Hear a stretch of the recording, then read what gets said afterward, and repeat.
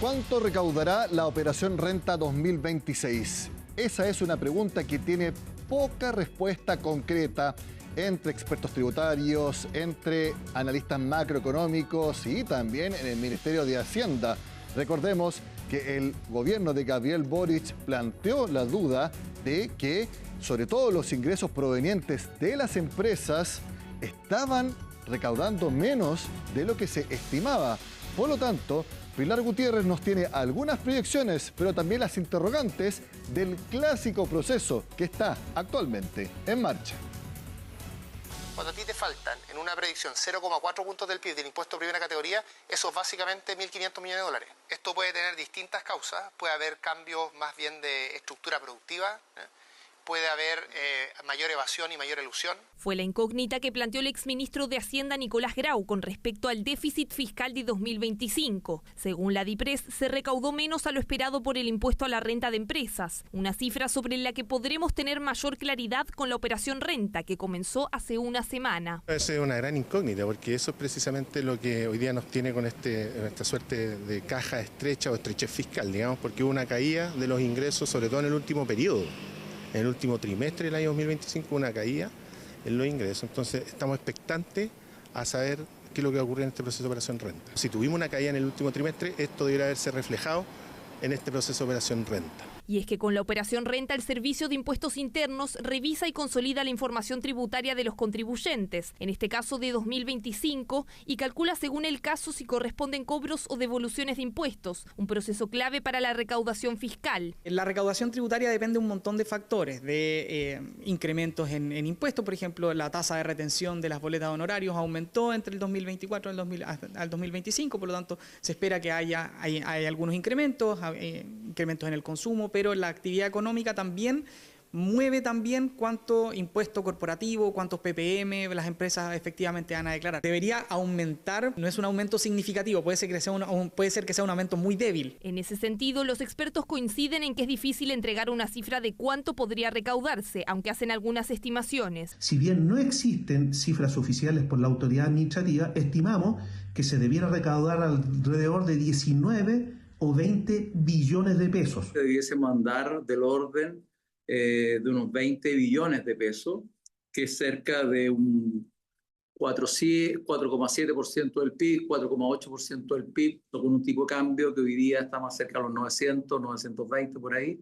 Debiésemos estar ahí de alrededor de unos 20.000 a 22.000 millones de dólares. Los expertos están atentos a qué ocurrirá con el impuesto de primera categoría. Según el último informe de Finanzas Públicas, los menores ingresos tributarios de 2025 se explicaron principalmente porque la recaudación en base a las empresas fue menor a la esperada. Desde el sector privado señalan la relevancia que tiene el crecimiento económico en esto. Nosotros las empresas somos finalmente gran parte de los aportantes en impuestos de primera categoría y también creo que ahí hay un desafío de cómo atraemos más inversión. Hay evidencia internacional que dice que cuando un país tiene más empresas, más grandes, más robustas, finalmente termina recaudando más. Datos que serán relevantes de conocer para la discusión de la rebaja al impuesto corporativo que presentará el gobierno en los próximos días. Quienes lo defienden sostienen que esto genera un mayor volumen de inversión y puede mejorar la recaudación, aunque otros expertos no creen que por sí solo pueda compensarse del todo.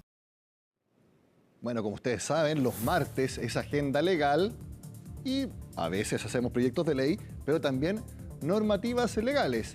Y la Operación Renta es una normativa legal. Atentos al siguiente calendario, por si usted es afortunado y le corresponde una devolución de impuestos. Estas son las fechas. Atención y tengan a mano su agenda económica personal. Se hace la declaración de impuestos hasta el 8 de abril, es decir, hoy día en la noche. ¿Ya?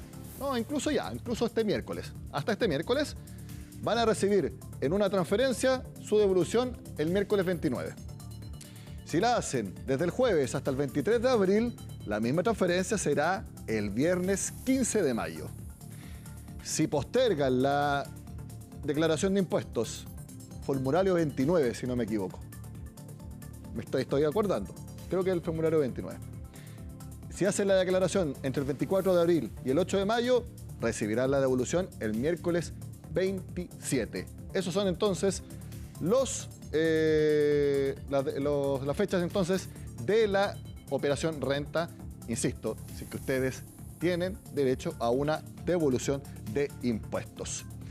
Cambiamos de tema en agenda económica porque en un seminario organizado por Sofofa, el ministro de Hacienda hizo un nuevo anuncio para rebajar el precio de las viviendas. Se trata de una normativa y un cambio en ordenanzas relativas a la construcción que permitirían de entre 10 y hasta 15% de disminución en el precio de las viviendas. Veamos lo que dijo Jorge Quirós y también otras opiniones muy importantes. Ustedes van a conocer esta semana un decreto muy importante que modifica la ordenanza de urbanismo, general de urbanismo y construcción. Va a significar una reducción, nuestra estimación es que una reducción de los precios de departamentos nuevos del orden del 10 al 15%. Porque el stock actual fue construido con una maraña de regulaciones que lo hicieron hacer muy caro. Y por eso está la eliminación del IVA en la venta y la construcción por los próximos 12 meses, que va a aplicarse desde el minuto que se envía el proyecto de ley, para no tener problemas de alguien que haya firmado justo alguna escritura, una promesa. Y ahí ustedes ven cómo se combina el decreto, que baja el costo futuro, con una ley que permite que el stock se vaya, el stock que se construyó a costos más altos. Las dos cosas conversan. Se ha dicho, bueno, ¿por qué el ministro no hizo ajustes más paulatinos? Bueno, porque tendría que ir al Congreso a cambiar la ley del MESCO y a pedirle a los congresistas que por favor aceptaran aumentos de precios de 150 pesos la primera semana, en 4 semanas más otros 150. Y no sé qué es lo que habría pasado, pero mi proyección es que me habrían dicho que no. El reciente aumento del histórico del precio del petróleo de $70 a 110 en apenas 3 semanas anticipa un escenario complejo donde la contención de estos costos representará un desafío significativo tanto para las empresas, las familias y las personas. En palabras del Banco Central, el conflicto elevará transitoriamente la inflación de nuestro país y moderó las expectativas de crecimiento del presente año. Respecto de la inflación, mañana vamos a conocer un dato de IPC, el IPC de marzo, que vamos a tener que analizar en su totalidad, atendiendo que refleja las primeras reacciones a la guerra misma. De forma más prospectiva, las expectativas de inflación de corto plazo han tenido un aumento importante en las últimas semanas, mientras que a 2 años se mantienen en torno al 3%. Este miércoles a las 8 de la mañana conoceremos el IPC de marzo. Se espera que sea fuerte, entre 0,8 y 0,7%. Lo conoceremos en Agenda Económica AM con Sebastián Aguirre. Bueno, algo positivo es que hasta ahora siguen subiendo las remuneraciones en nuestro país. Y digo hasta ahora porque van a venir fuertes IPC y eso puede que haga que las remuneraciones reales, que son las importantes porque descuenten la inflación, empiecen a caer. Todavía no sucede. Esta es la realidad con las cifras oficiales hasta ahora, por eso hacemos el énfasis en el titular. Alzas nominales en los últimos 12 meses. Nominales es en pesos. Alza nominal anual, 5,1%. Vamos a esperar que vuelva nuevamente la gráfica para ver los números. Nominal mensual, esto es en febrero, subió 0,7% respecto a enero. Esto es lo importante, se lo hemos dicho muchas veces porque descuenta la inflación.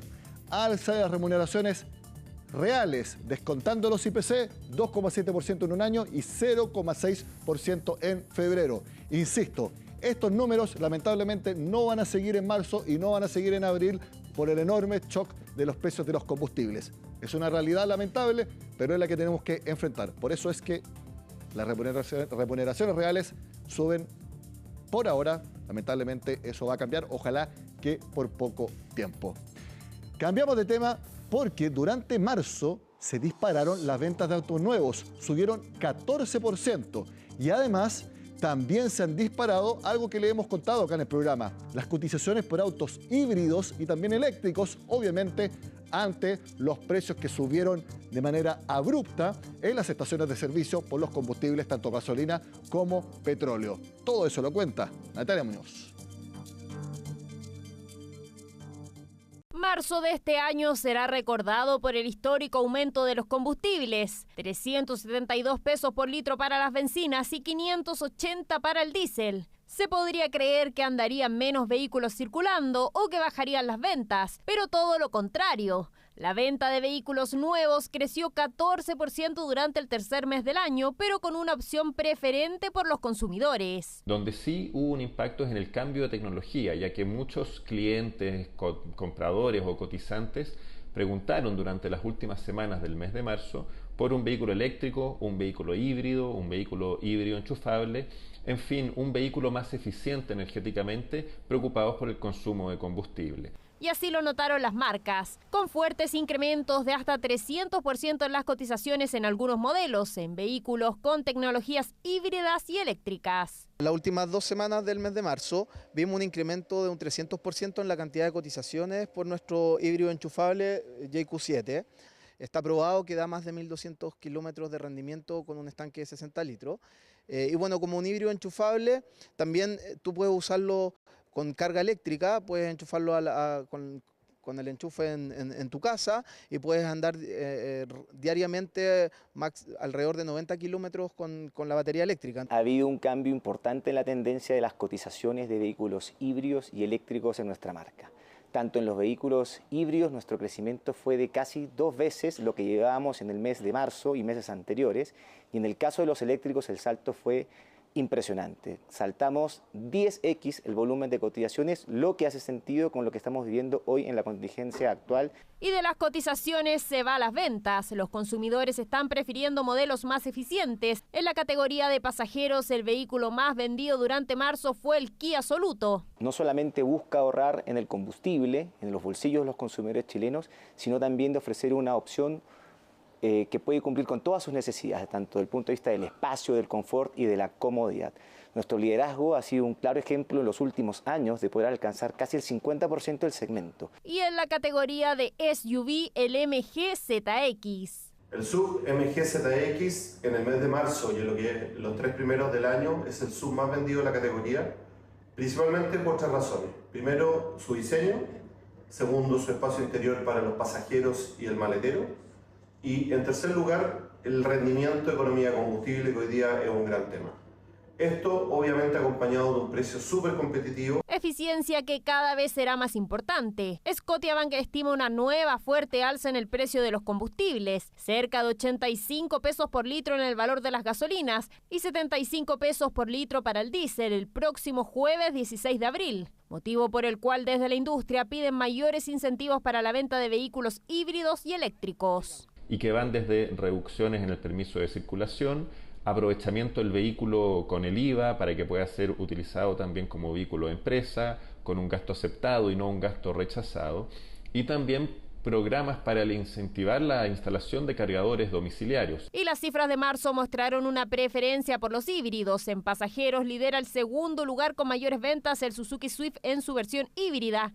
Y en SUV el Fronx de la misma marca también con esta tecnología. Con el alza de las bencinas, los modelos híbridos y de nuevas energías en general han tenido más visibilidad, han generado más interés y estos 2 modelos en ese sentido no se quedan para nada atrás. Vemos por ejemplo el caso del Swift.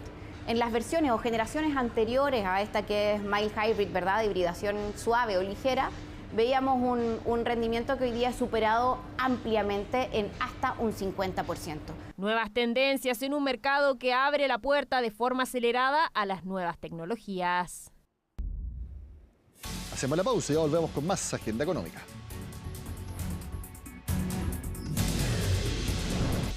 Hace un par de semanas, el Comité de Ministros aprobó 3 proyectos de energía renovable no convencional en torno a $1.000 millones. Eso, además de incentivar que se sigan presentando proyectos similares, también hace que crezca el interés por financiarlos y, por ende, sea más barato acceder a ese financiamiento. Hablamos al respecto con el CFO, el Chief Financial Officer de Atlas. Ahí lo vemos a Esteban Huawi, a quien le agradecemos por estar en Agenda Económica. Bienvenido, Esteban.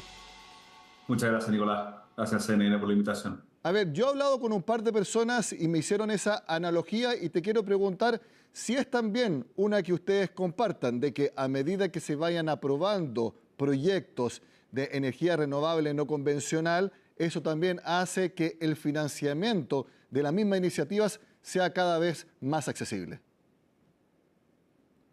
Sí, mira, los financiamientos y el costo asociado a los mismos tiene que ver, es multifactorial, ¿cierto? Entonces, uno de esos factores efectivamente es la percepción del riesgo que estas instituciones financieras perciben al momento de ir a buscar sus aprobaciones a sus comités de crédito.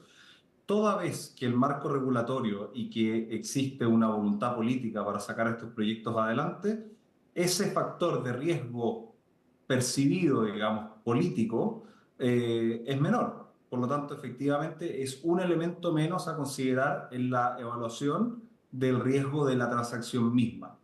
Directamente, una influencia de si hay una aprobación o no hay una aprobación, los bancos la verdad que entran bastante tarde al proceso de financiamiento de un proyecto. Es decir, los bancos entran cuando todo está bastante aprobado, cuando los proyectos entran en una etapa que se llama ready to build. En ese minuto los bancos entran a financiar estos proyectos.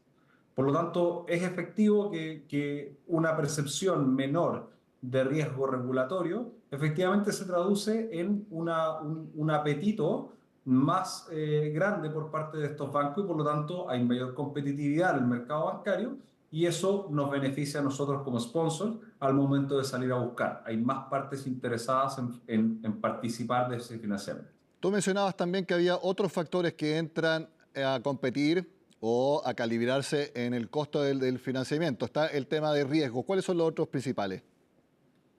Mira, todo gira en torno al tema del riesgo. Lo que pasa es que en un proyecto tenemos múltiples contrapartes, ¿cierto? Entonces tenemos, por un lado, a quién le vamos a comercializar esa energía, con quién tenemos el PPA, digamos, el acuerdo de venta de energía a largo plazo.